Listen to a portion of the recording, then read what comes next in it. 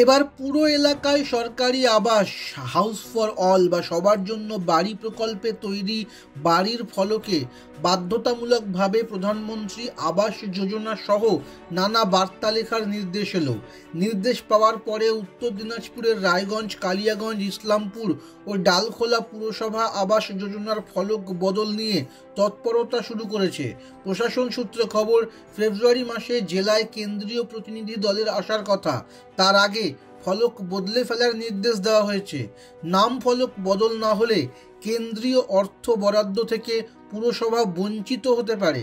রাজ্যে কেন্দ্রীয় সরকারের প্রকল্পের নাম বদল নিয়ে বারবার বিতর্ক ছড়িয়েছে। জানা গিয়েছে, গত মাসেই প্রতিটি পুরসভায় রাজ্য নগরোন্নয়ন সংস্থা বা সুডার তরফে এই নির্দেশ এসেছে। সে নির্দেশ মেনেই জেলার 4টি পুর এলাকায় বেশ কয়েকদিন ধরেই এ কাজ শুরু হয়েছে।